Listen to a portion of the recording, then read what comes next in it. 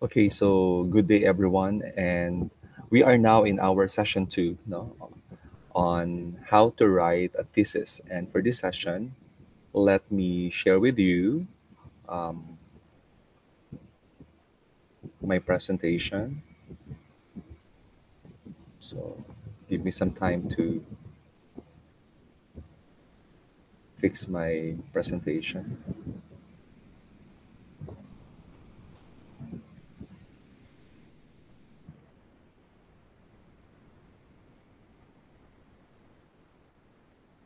Okay. So for this session, I'll be talking about how to write an introduction and literature review.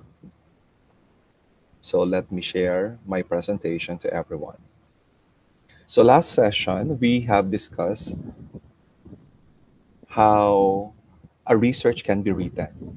And I've talked about the ways on how to do it, you know, um, how to identify topics, how to narrow it down, what are the major concepts that we have to learn.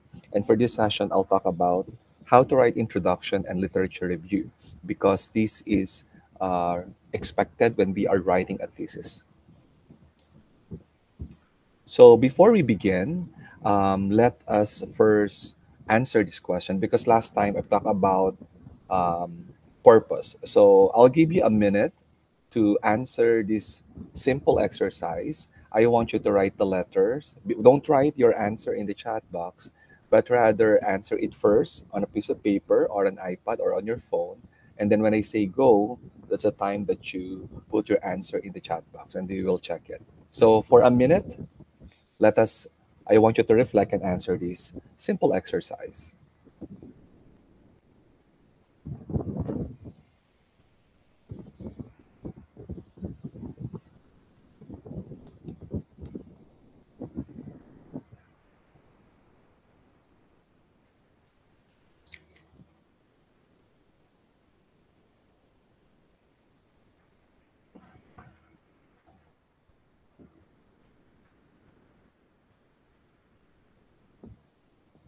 All right, when you're done, type your answer in the chat box.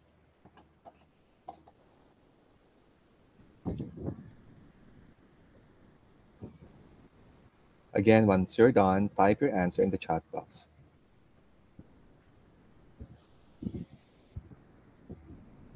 May I see your answers?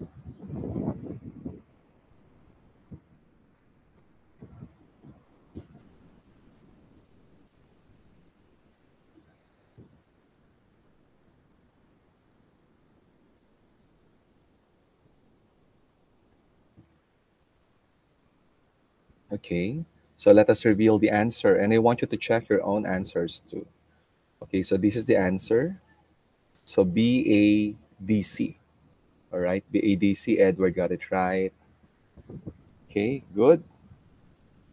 Okay, so I think you have somehow captured what we intended to discuss and to attain last session. For this session, I'll talk about first with I will start a discussion with the term conceptual tags. Conceptual tags is a research that is referring to the labels or keywords that are used to organize information based on overarching concepts, themes, or ideas. Meaning to say, class, whenever we are writing an introduction or a literature review, it is important that the keywords or the concept are being tagged to one another. In that way, you can write a thesis in a more cohesive manner.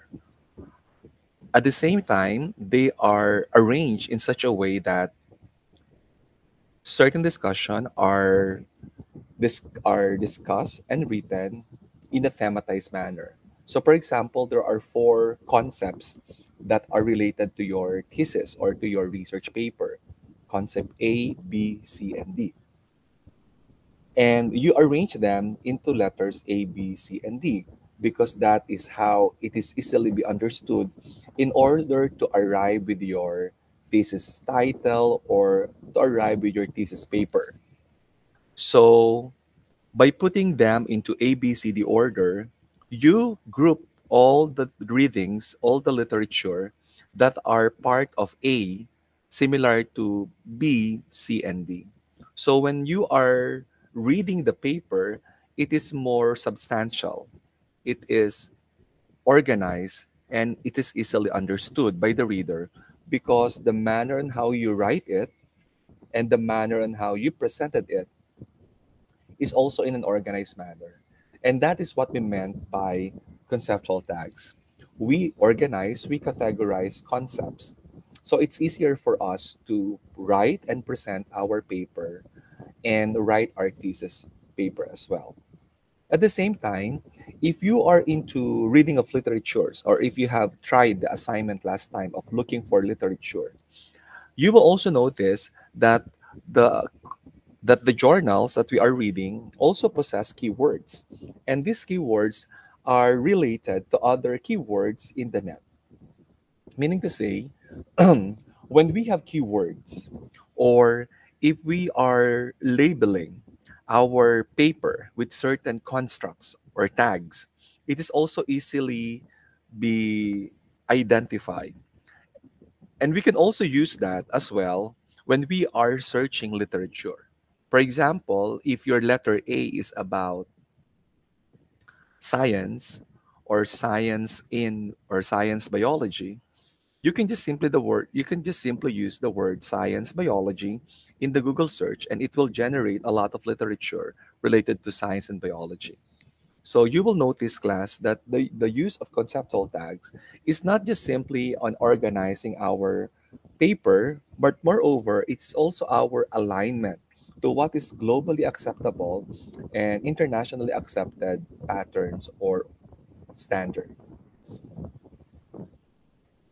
Another thing is that conceptual tags is also important to quickly grasp the main idea or focus area. For example, if your letter A is about advertising agency, so you can just simply begin writing the first paragraph in this way, that our advertising consists of different agencies, something like that. So somehow the reader will quickly grasp that the main focus of your discussion in that particular paragraph is on advertising agency, and all the literature related to that main construct. Example, letter A is advertising agency, and then all the literature under that particular paragraphs, so to speak, will focus on advertising agency.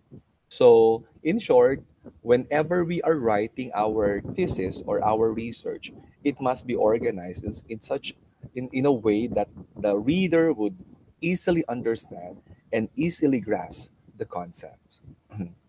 Also, as we follow conceptual tags, it allows us to navigate, searching, and understand the content. So that's what I have mentioned a while ago, that using the conceptual tags or keywords, you can easily search that in Google Scholar, in ResearchGate, or in other technology-driven literature. So how do we do our conceptual taggings? So normally, I also use conceptual tags in deciding what particular topic can I choose. So for example, if you are not yet decided with your paper or with your topic, I also use conceptual tags. So normally, um, my conceptual tags on the right represents a particular topic that I want to pursue. So for example, topic 1, topic 2, topic 3, or topic 4. Then on the second column, I write all the possible literature related to that particular topic. So for example, author A, author B, C, and D, which represents the number on the left side. The third column is the question, is conceptual tags still important? So I need to ask myself, is topic 1 still important? And then I mark it with 1 or check or 0 if it's not important. In the fourth column, I ask another question, is city controversial? So is the conceptual tag or topic controversial? And I also do the same thing. I put 1 if it's controversial and 0 if it's not, or put a check mark or X mark. That will depend on you. This is just a legend. to guide you on how I do conceptual taggings. No? So after that, I will be selecting what particular topic do I need to push through or to continue. So normally when I am selecting a topic that I want to pursue, it must be controversial and it must be important. So in this case, we can see that topic 4 is controversial and important. So that earned the mark of 1 as my priority topic. So meaning to say among the 4 topics that I want to conduct, only topic 4 will be of my high with my high priority. So I will continue that. And then you decide whether importance over controversial is more important to you in making decision in the order of priority. So that you will see here on the screen, the topic 1 uh, obtain second level of priority, followed by topic 3, and then topic 4, which is not important and not controversial, obtain the fourth or the lowest priority. Aside from deciding which topic do I need to continue, I also need to ask myself if is there any absence of information resulting to a gap of knowledge. So say for example, I decided when I say number 1 is my priority, it answers the question there is an absence of information. Another thing, there is also a contradictory result, meaning to say, in topic 4, not all literature would agree with the findings. Some literature would disagree. And because there is a disagreement, it's also good that I get into that picture so that I can contribute in the body of knowledge or in the discussion happening in that particular topic or discussion. And if there is a fact that exists and you want to intend to make your study explain it, that's another way of doing that. If there is no explanation towards certain claims and you are the first one to know that, then that's a good topic to continue. So when I say priority topic, it answers 5 questions. That is controversial, first, second, that is important, and third, fourth, and fifth are the 3 questions written below. Okay. Type 1, if things are clear, so I can proceed in the chat box. Okay, let's continue. All right. Another thing is that when you write your introduction and literature, it is also relevant that you include the conceptual tags on how you define it. So, for example, the terminologies and words and keywords in your paper could also lead you to lexical or operational definition. For example, the word lexical definition refers to the authority, how the authorities define it. So, where do you get the authoritative sources? That includes dictionary or published journal. Okay? Or published journal. And the operational definition refers to how you use that particular word in your study. So, for example, when I say um, classroom, if I define classroom based on the lexical definition, it will just tell me that it is made up of a four-walled area, no, where either the students and the teacher meets. But when I use the word classroom in my operational definition, I am referring to any venue, regardless of whether you do it inside the school or outside the school, that is considered to be a classroom. So, operational definition somehow deviates the definition in the lexical definition. And that is also normal because not all words can be used contextually or similarly whenever you use that in a research. Now, let's proceed to introduction. So when we write the introduction, you need to remember that the introduction should provide the rationale of the current study. So meaning to say you are building the gap, no? You are proposing, writing some information that was already been conducted in your topic, and then you are trying to fill in that gap. You can also use some controversy and importance of your topic that you found earlier on in your introduction. If you are writing a quantitative research, it is important that you begin your introduction by putting all the generalization that was found in the literature. Hence, will allow you to direct with your own hypothesis. I want to repeat that. Only for quantitative research that you put hypothesis. If you are writing a qualitative research, we don't use the word hypothesis, but rather we use the word assumptions. Okay, let me continue.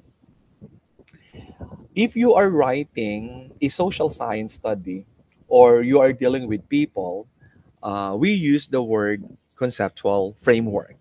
No? So in the introduction, particularly in IMRAD format, we include conceptual framework as part of the introduction. If you are writing a hypothesis-driven thesis, meaning to say there are so many hypotheses that you want to test, you will not be using conceptual framework, but rather you will be using a simulacrum. Okay, I want to highlight that. If it's quantitative and hypothesis driven, simulacrum, and you are testing multiple hypotheses. And if you are using a mixed method, obviously, you use conceptual framework, but normally it involves quanti and qualitative research component. Another thing that is important to remember in introduction is your central question. You need to ensure that there is one central question that you want to answer in your paper, and that is what you want to surface in the introduction. That's what you want to put or include in the introduction. Aside from that, in the introduction, the review of related literature is already embedded. So meaning to say, you will be applying the conceptual taggings, the thematization of your literature in the introduction. In that way, it will give you or it will allow you to have cohesive way of writing it. And the literature review refers to an account of what has been published on a topic by accredited scholars or researchers. Normally, um, the number of years that you have to include in the published journals are 10-year old, no? So a little account of the present refers to the current year and to the last 5 years. And a little account of the past, meaning to say an old literature, is from 6 years to 10 years. Now, the purpose of the literature review is to convey to readers what knowledge or ideas have been established on a topic and what their strengths and weaknesses. Meaning to say, you need to tell me what are the areas that or what are the contributions of these researches and what are their strengths and weaknesses as well. Aside from that, you need to include that and you need to remember that the main purpose of writing an academic paper is to develop a new hypothesis or a new argument. That's why reading the literature will allow us to identify what particular new argument or new hypothesis I want to test. And because you already have immersed yourself in the literature, it will serve as a foundation and support for a new insight that you want to contribute. So, what are included in the introduction? Remember, I discussed last session the blind spot and the blank spot. So, that is part of your introduction. Your statement of the problem, the significance of the study, and the scope and limitation.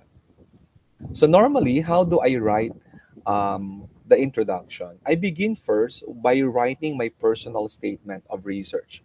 So meaning to say, in the first blank introduction, I put there all my observation.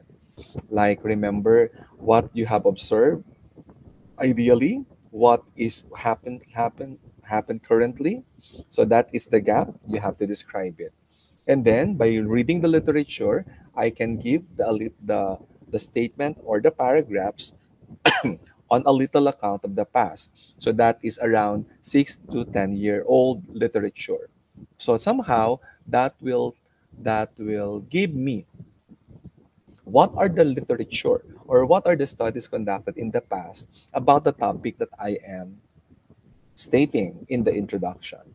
And then second, next section is the report of the present. So you have to tell me what's happening today in the currently, what are the current study. And then you need to ensure that there's a strength and weakness. And then it will be followed by the vision of my future. So now that I see the gap, these are the contribution. How do I see this paper moving forward? And then I present my title or my main objective. So that's how I write initially my introduction. Okay, so if things are clear, type A in the chat box and B if you have question, so I can entertain your question. Or perhaps I'll continue my discussion and then later on write your question um, on a piece of paper. Then later I will answer that. No, for for the purpose of the continuation of the lesson or lecture. Okay, let's continue. Like what I've said, the conceptual framework is part of the introduction. And in order for you to come up with a conceptual framework, you need to have a theory because theory will explain how the variables are interacting. So, what is a theory? A theory section should extend, not repeat the background to the article already dealt in an introduction and lay the foundation for further work. So, meaning to say, when we are doing a study, we want to extend something in the theory. In your case, you may test the theory because that is um, in the undergrad and master's level. The main purpose is to test the theory or to extend a theory. You know? So, meaning to say that is just our main thing. You are not supposed to create new theory at this particular stage because as a beginning or beginner researchers, we don't have the capacity, or at your age, you don't have the capacity to develop a new theory yet because of your experience. So the best way for you to contribute in the body of knowledge is either to test a theory or even to extend the theory. So what is a theory? A theory is a construct that are intended to explain, to predict, and master a phenomenon. Meaning to say, whenever you see a theory, it will somehow help me understand the interaction later on of what's happening and what will happen in the future. So meaning to say, theories are sets of interrelated concepts, constructs, and proposition that presents a systematic view of the phenomenon. So what about the framework? Because sometimes we use the word theoretical framework. Framework is a skeletal structural frame, meaning to say it is the foundation that provides the base and support. It is a frame upon which something is based. So if you are into construction or if you know someone who is in the engineering or architecture, they put some braces or frame in the body of the house or the building, but the body itself is not sufficient, but it just gives us the shape. So the theoretical framework is like giving the shape to your study. Okay, so when you talk about theoretical framework, it is just telling me that this is the structure and the support that you use in your research paper. Okay, let's continue. What about conceptual framework? The word conceptual framework class or the conceptual framework is the uniqueness of your study. It is not the theoretical framework that is unique. It is the conceptual framework. Why? Because concept or conceptual framework refers to an image or symbolic representation of abstract idea. And this abstract idea came from you.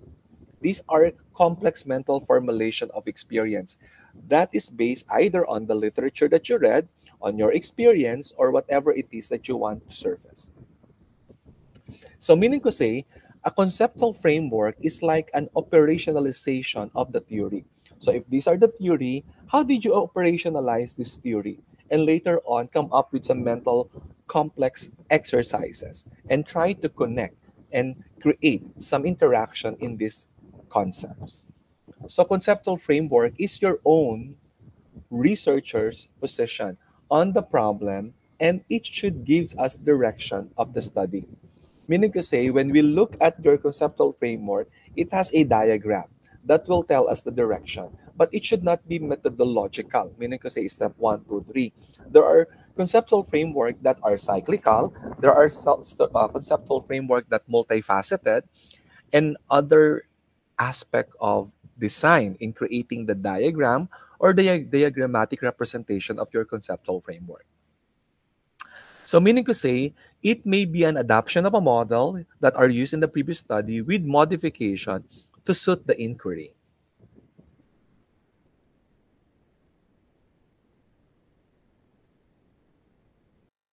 So let's continue. So if you're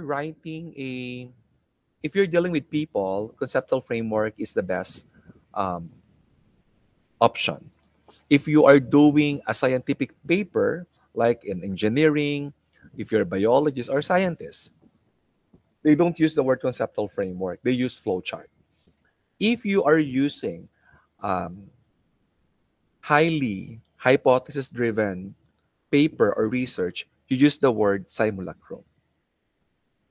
Let me explain it. So this is an example of conceptual framework. If you'll notice, this is my paper on the holistic formation level of students exposed to Pobera's personalized education program.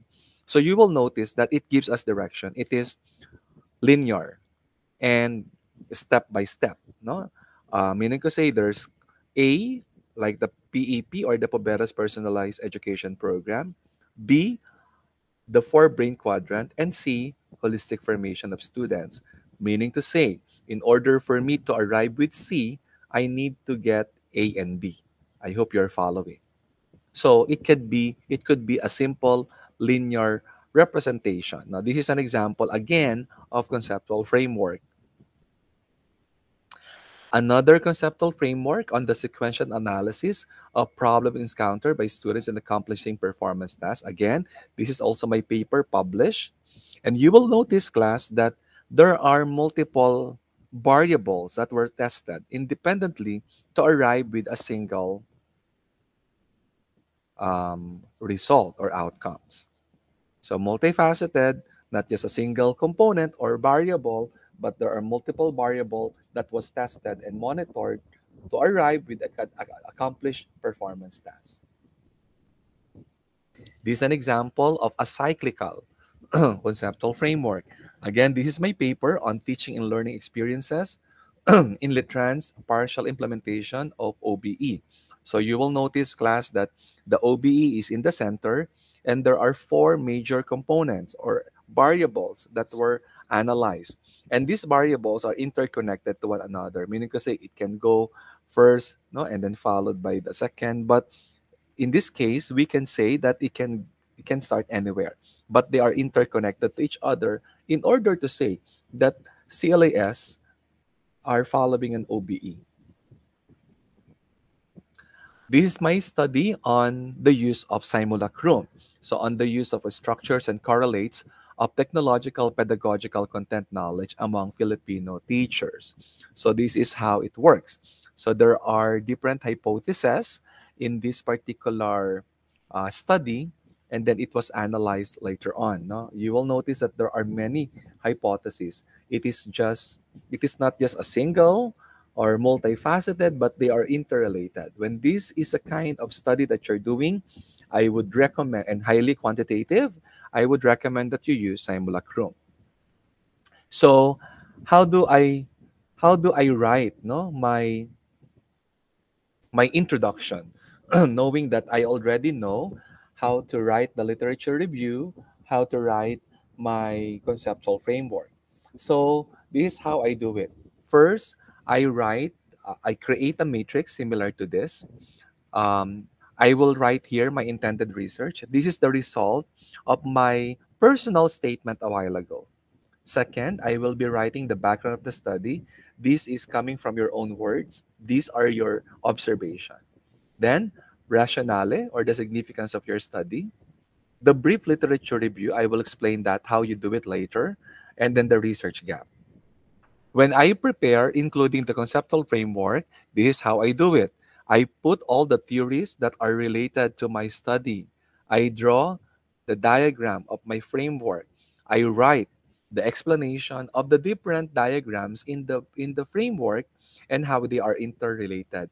And I put all the deliverables or outcomes on the right. Now you might be asking, why do I have to do it? So that I would know that my conceptual framework would really address the problem and the outcomes that I want to attain at the end of my research endeavors.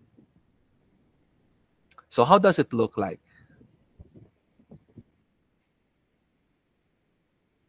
It looks like this. There. So, for example, this is one of my studies on harmonization on ASEAN region. So, when I do this study, I have identified that there are five theories: teaching and learning, andragogy, communities of practice, globalization, and curriculum. Then I'll draw my conceptual framework. Again, this is the unique feature of my study. This is what I want to study. Where do I base it? On the theories, no? That this is possible, that this is can possibly happen because the theory says so. And then I will explain how these particular variables are interacting. And then on the right side, I'll be writing my objective. So I would monitor immediately, am I really addressing the problem? Can I really get the outcomes and the deliverable of my paper when I use and continue doing this framework. All right. So part of your task is to create a flowchart. I will be including that as part of your bin or assignment bin later on. Okay, let's continue. Now, another part of the introduction is to write your research problem or purpose. Obviously, when you write your research problem or purpose, this is what you want to explain or to trying to discover at the end of your study. It can be written in declarative or interrogative form. So, the statement of the problem should be clear and concise. It is important that you focus on what essential steps or investigation you want to follow and what are the important information that you want to address. That's why I started my discussion on theoretical framework, conceptual framework, and at the end, your problem, no? Your problem statement. Okay, usually there are two ways on how to write a problem: the general objective and the specific objective, the general problem or the specific problem, or the general question or the specific question. So, if it's a general problem, it must be general and it should somehow reflect the title of your study. However, when you write your SOP or specific objective, the word or specific problem, the word specific speaks of it must be measurable, no? So later on I will explain that. So again, when you write a statement of the problem, it must be, it must reflect your title. It must include all the important variable, but it should not be too specific because there is a section where you can write the specific problem, the specific statement, and the specific question that you want to answer related to your general problem, general question, or general objective. So, like what I've said, it can be written in the question or declarative form. But because you are dealing with people, I suggest that you use declarative form instead of question form. Normally, for question form, it is being used by scientific community. I will explain examples of that later on. So, for example, for general objective, the generic statement which describe is broad terms what the study wishes to accomplish, while the specific objectives are the measurable terms. I mean, I could say when you use the word in the general objective, it must be broad. If it's a specific objective, it must be measurable. So, what are the examples of measurable objectives? It must be SMART: specific, measurable, attainable, result bound, and time bound. So, what should we avoid whenever we're writing specific objectives? No, we avoid the use that's to study, to know, and to research, because we know for a fact that we are already conducting a study. We are doing this to know, and we are conducting research. Instead, we use this: identify, measure, compare, develop, classify, test, analyze, and many other verbs that can be used in writing your specific objective. Another thing, if you're writing your specific objective that are quantitative in nature, you need to write your hypothesis. Hypothesis is your educated guess, and it is an explanation about a certain solution or a problem. It somehow give you some expectation or prediction to the investigation that you want to arrive. And a prediction that is made prior to data collection is also known as hypothesis. So what is the purpose of the hypothesis? It provides the focus and integrates information. It must be testable. The researcher want to know and what you want to confirm or disconfirm theory.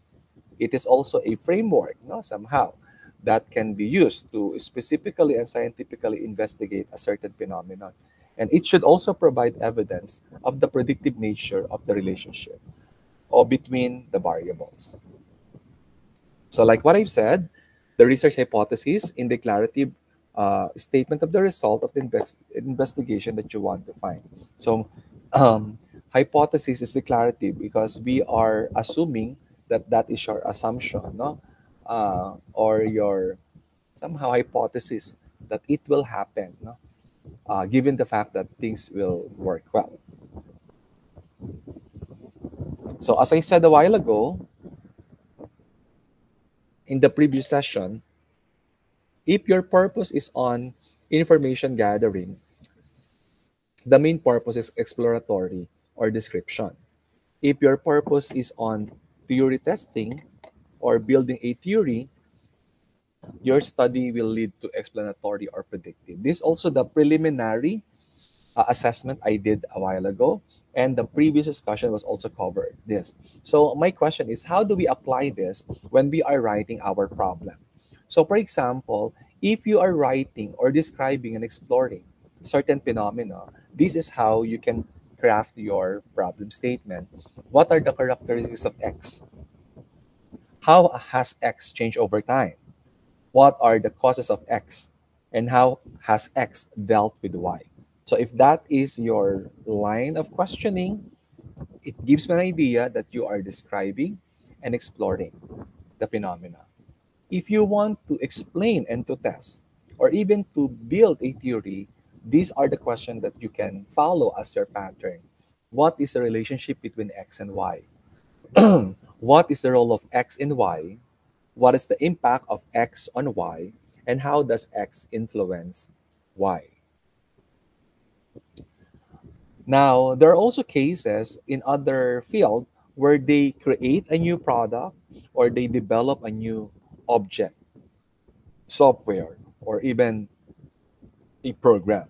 So how do they phrase their question there? So they normally write it this way: what are the advantages and disadvantages of X? How effective is X? And how can X be improved?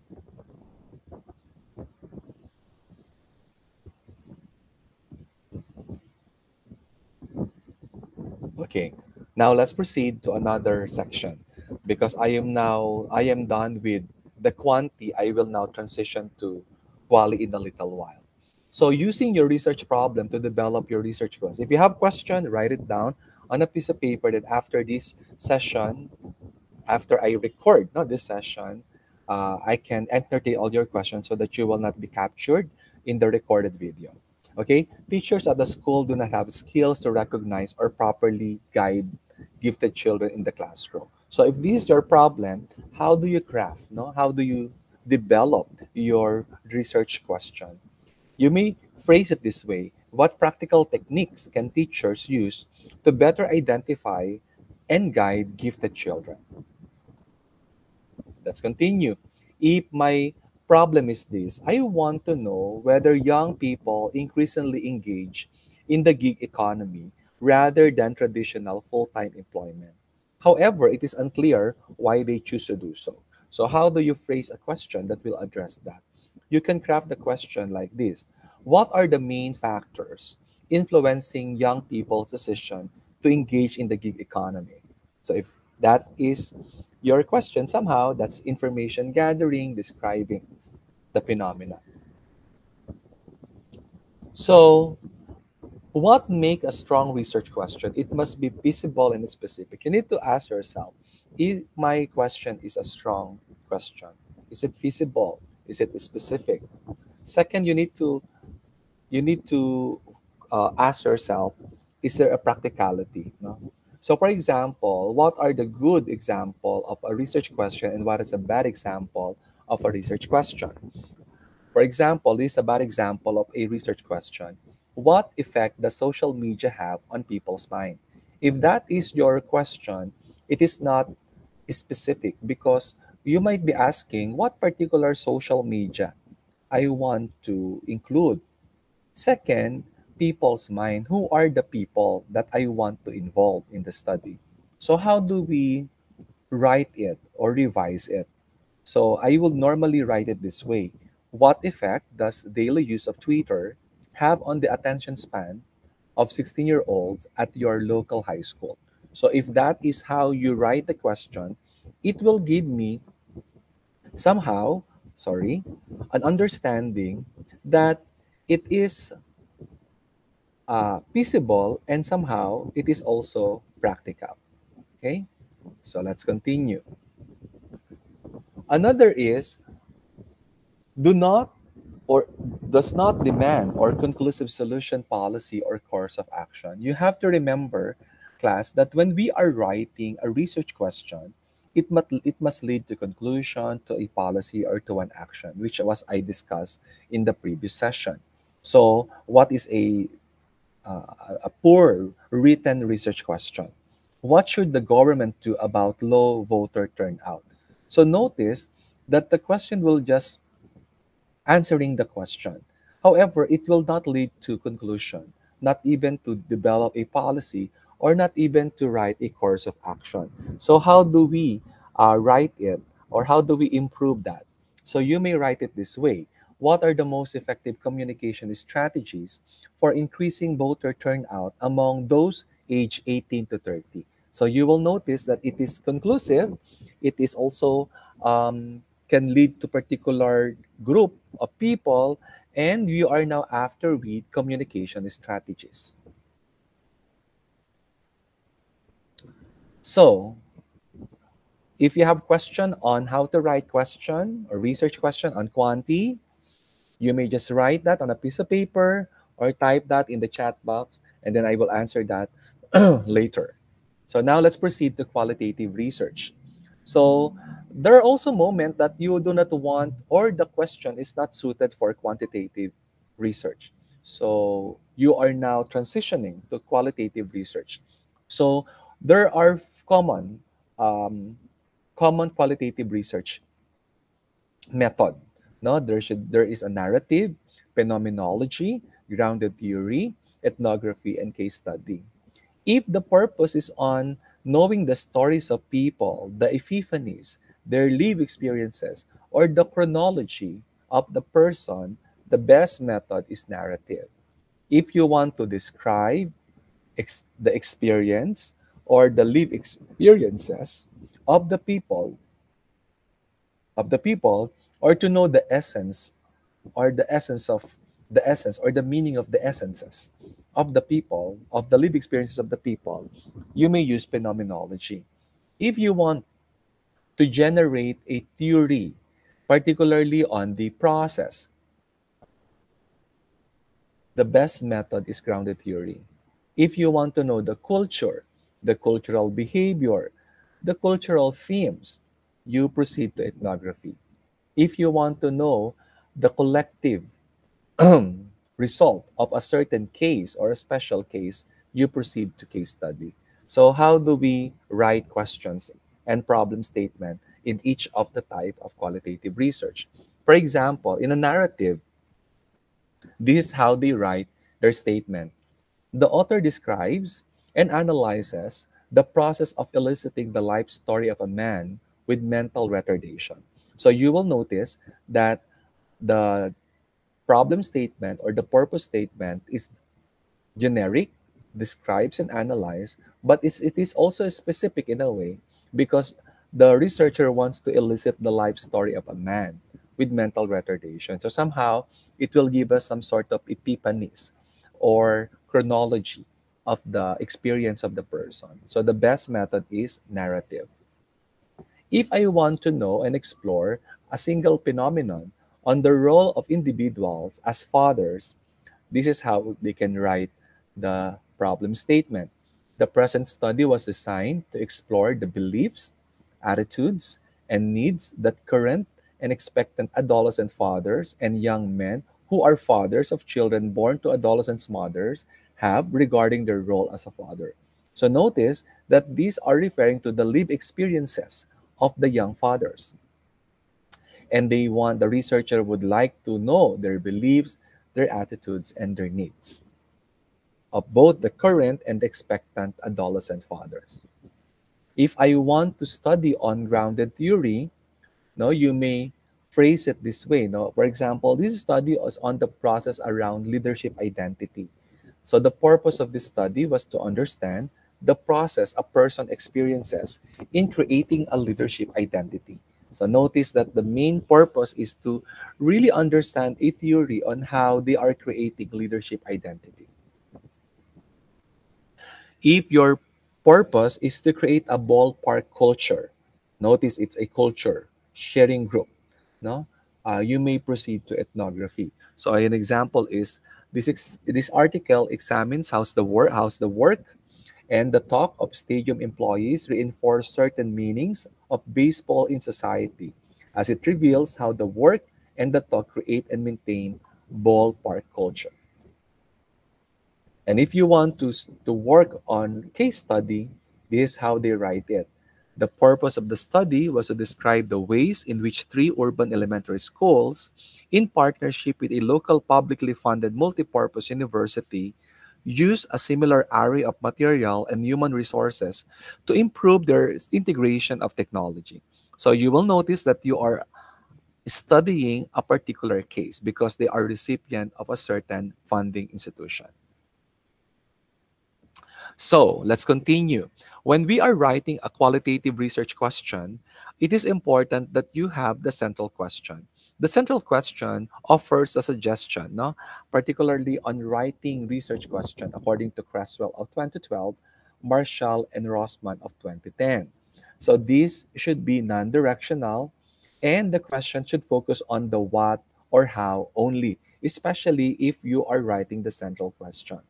The word is central question, meaning to say in qualitative research, you are bound with one central question or two central questions and around 5 to 7 sub-questions. So these are example of central question. What meaning do 41 men and 17 women with diagnosis of AIDS ascribe to their illness? You will notice that the first question, is not directional. It could give rise to different answers or meaning or experiences, so to speak. The second example is what behavioral process theory explains the integration of physical activity into the lifestyle of 15 American women. So again, it cannot be answered by a simple survey. It should be answered by a thorough interview and FGD later on. So the first one is an example of phenomenology, and the second one is an example on how we write grounded theory. So an example on how we write case study, what happened, who was involved in response to the incident, what themes of response emerged during the 8-month period that followed this incident, what theoretical construct helped us understand the campus response, and what constructs were unique to this case. So if this is how you write the question, again, it will lead us to the identification or to the use of case study. And in writing ethnography, this is how we write it. What are the core values of the straight edge movement and how do the members construct and then for an understanding of experiences? So like what I said, because you're referring to the core values, it is intended that you use ethnography. Like what I've said, class, um, when you write central question in a quali, it must be supported by 5 to 7 sub-questions. So, for example, these consider the sub-questions as mean of subdividing the central question. It's like if you have one central question, you fragment that or cut that into 5 to 7 questions. It's like in quanti, there is a general problem, and then you have your specific problem. There's a general objectives and there's a specific objectives. In qualitative research, there's a central question and there are sub questions that would support or somehow fragment the central question into tiny pieces of information. So the question is, how do we write the sub question? The sub question should begin with how and what as well, because the main root is also what question or how question. So how do we write it? Let me give you an example. So for example, my central question is this: what does it mean to be a professional teacher? So notice that that is just one central question, and that is my study is all about. But in order for me to answer this, I have fragmented and created 5 to 7 central questions. In this case, I will be presenting to you 5 questions only. So in order for me to answer this, the sub question that I need to ask is, what do professional teachers do? So somehow it will add layer or answer the central question. Or what don't professional teachers do? What does a person do who exemplifies the term professionalism? Or what is difficult or easy about being a professional educator? Or how or when did you first become aware of being a professional? So notice, class, that the sub questions are intended in order to address the main central question. Okay? So again, if you have question, write it in a piece of paper. I will answer them in a little while. Okay, part and parcel also of your introduction and part and parcel of the writing the the proposal is that you write the title. So when you are writing a title, you need to answer the following. Does the title describe what the study is all about? Does it contain high specificity level? Is the title academically phrased? And in APA format, that's around 10 to 12 substantive words. For quantity and mix, and around 15 word count if you're doing qualitative research. So, for example, I want you to answer this. Can you suggest a possible title for this purpose of the study? The study examined how pedagogical knowledge emerged in the teaching practice, pre-service teaching, and support the construction of pedagogical content knowledge of prospective physical education teachers. I'll give you 1 or 2 minutes to write a title, and once you're done, type it in the chat box.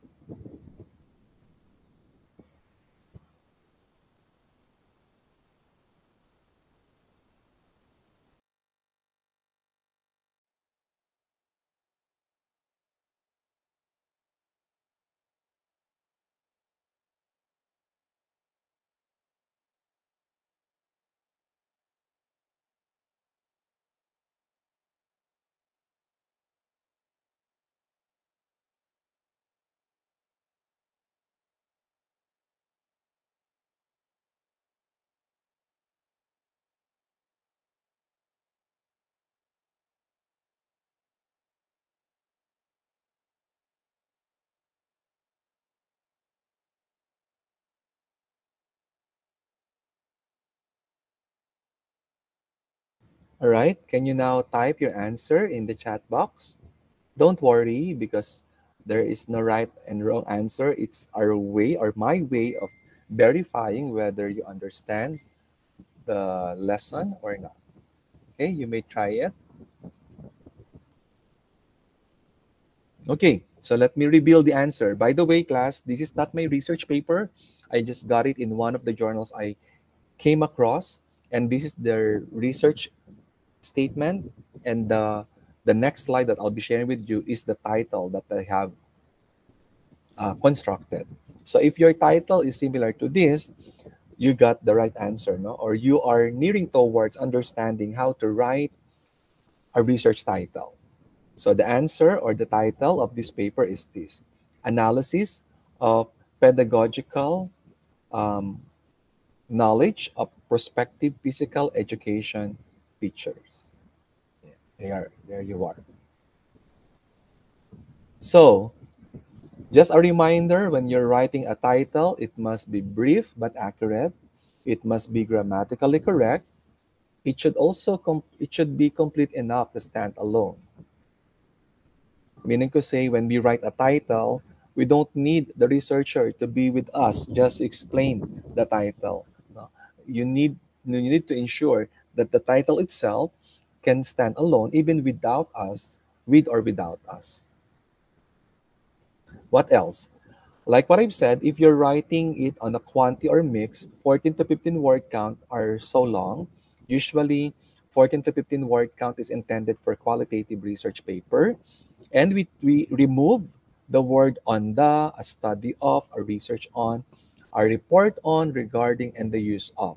The reason for removing such terminologies is because we want to eliminate not so necessarily important word in the title. We also omit the word the at the beginning of the title to be more inviting for the readers. So these are examples of my paper, and these are the title of my paper. Example, holistic formation level of students exposed to personalized education program. Notice I did not use the word the, on the, and the like. Larvicidal efficiency of Piper-nigrum L and Carica papaya seed extracts on Aegis aegypti 13-star larvae. So notice is a scientific paper. Another is structure and correlates of technological pedagogical content knowledge among Filipino teachers. And for my qualitative, enjoying and enduring a Gaman experience of Filipino doctoral students in Japan. So those are examples of my title. So normally when I write a title, I first write my working title, and then that comes to mind, and then I revise my working title based on the APA or the one I have presented a while ago. No, it must be academically phrased, it must stand alone, it must have 10 to 12 substantive word or 14 to 15 for the qualitative. And then I write my research objective, no, the general objective and the specific objectives, because I need to ensure that my title should reflect my objective.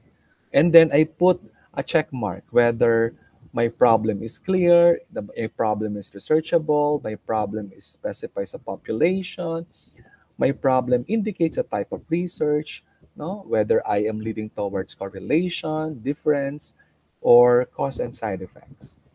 Then, if my problem follows a SMART format. Okay. And again, if you have question, class, write it in a piece of paper. I'm about to end my discussion because remember, this session is intended for introduction and literature review. Okay, so the next step is you need to immerse yourself in the literature and how to identify the right literature. So these are example of technology-driven literature review. So it includes EBSCO, Elsevier, ProQuest, DOAJ, Emerald, and JSTOR. So you may use that as your sources or credible sources in your research or literature. So normally, I organize my literature. So I said in your class that your minimum requirement is 50 to 80 journals. So I create a table similar to this. I write the researcher's name, the major objective, the delineated factors. So these are the keywords that can be seen in the journal, the locus, and the method. So how do I do that? I just fill in the blank. Where do I get it? In the abstract alone, you can get all these 5 information. And then afterwards, I do dendrogramming. So what's a dendrogram? A dendrogram, it's like a tree, no, or a drawing. It's like a family tree in your paper. So it should illustrate the relationship of one theme or one topic to another topic. So how do I do that when I do research? So for example, I number my literature from 1 to 50. So because that your requirements is 50 to 80. So 1 to 50 or 1 to 80. Or sometimes I do conceptual taggings. Example, the first 30 is on topic A, 31 to 50 on topic B, and then 51 to 80 will be my topic C. And then I look at the I create again another table similar to this. So I number it from 1 to 30 or 41, so on and so forth. That will depend on you. But the point is there should be labeling. So for example, literature 1. And then I put the bibliographic entries. And this is the result of the previous task, no, the previous slide that I have presented. And then I put there my salient findings or the salient findings of the paper.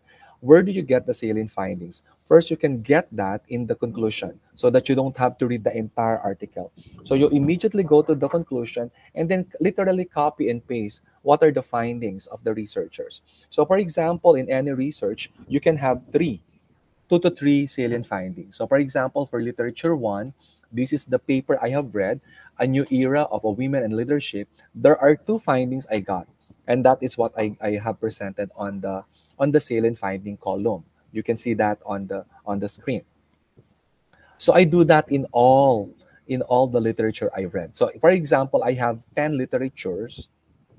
So, with consisting of three salient findings.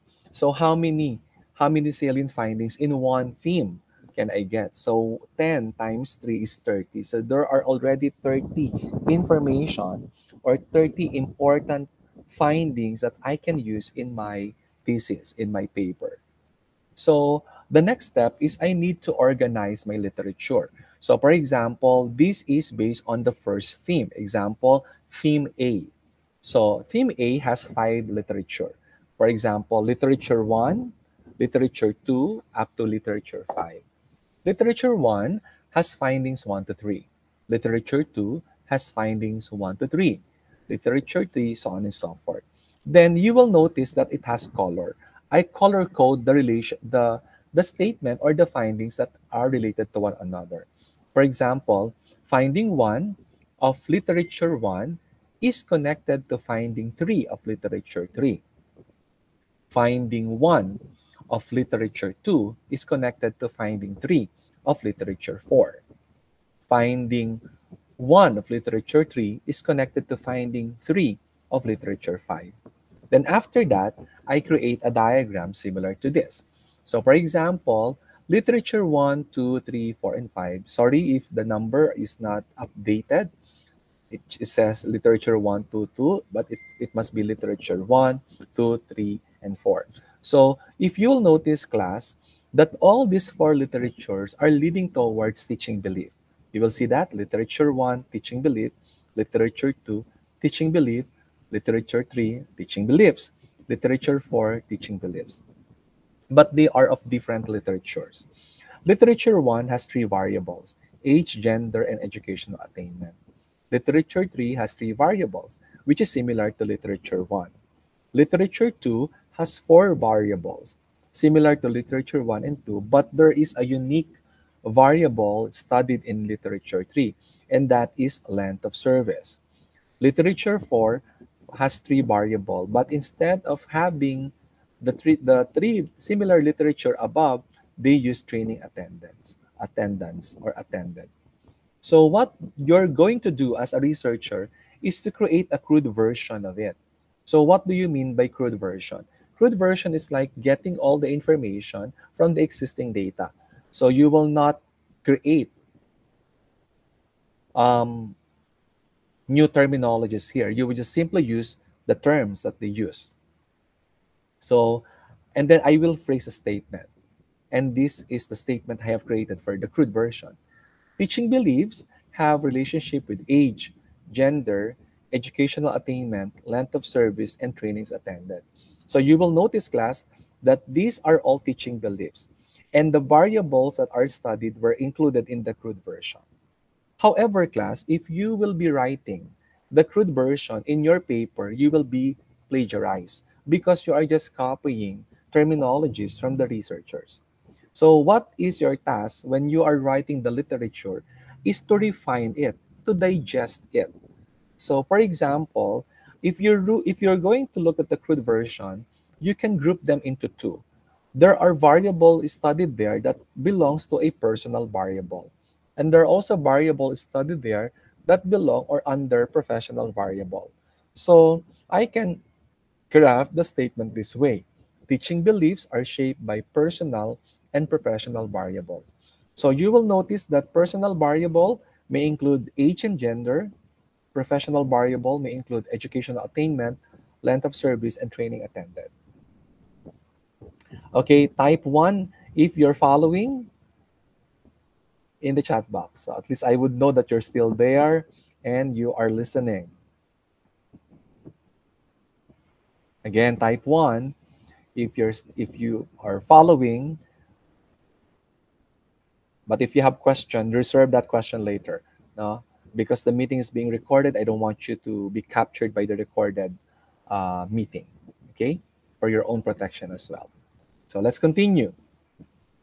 So how do Doc Glenn write it? So look how I write it. Previous studies have indicated that teaching beliefs are shaped by both personal and professional factors. Notice, class, that the first statement is the product of my refined version. Let me go back to that. Teaching beliefs are shaped by personal and professional variable. Look at how I write it.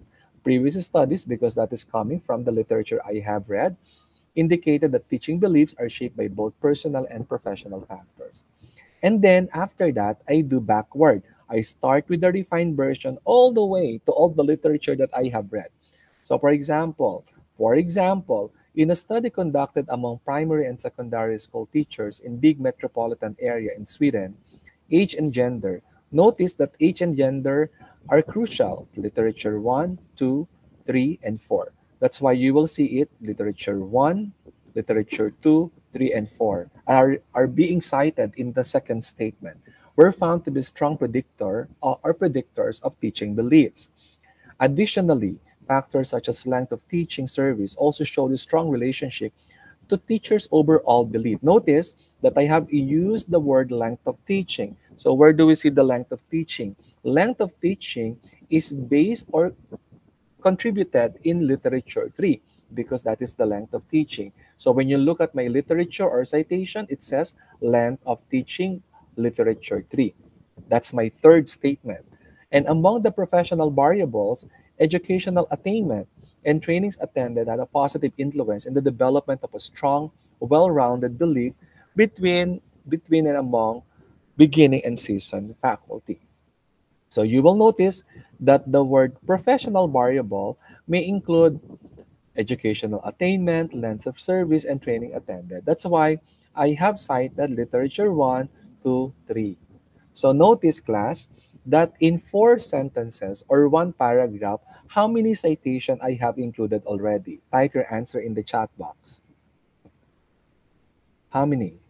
How many citation in just 1 paragraph were used?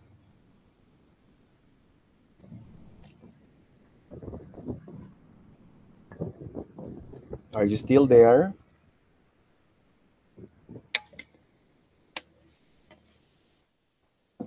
How many? Type your answer in the chat box. How many? There are 4 literature reviews. That's the reason why having 50 journals or 80 journals is just enough or perhaps just right, no, in order to write a good proposal or thesis. Okay? So that's how I do it. I write the conceptual tag or the main thing or the main theme. Then I write all the claims or the result or the salient findings, and then I refine it. So that's how I do it. So in a nutshell, when we write our introduction, because there are only 2 chapters that you will be writing. Chapter 1 is introduction, and the introduction includes intro and literature review. And chapter 2 is the method. Okay? So I am done with the introduction or chapter 1. That's how I do it. So to sum up, this is the how I do it. The article, my background, your own observation, your rationale, your own observation, your brief literature review, your dendrogram. The research gap is your blind spot and blank spot. How do I write it also? Write the background, a little account of the past, 6 to 10 years ago, a little account of the present, 1 to 5 years ago. All right, that is the end of session one. So let me stop my recording.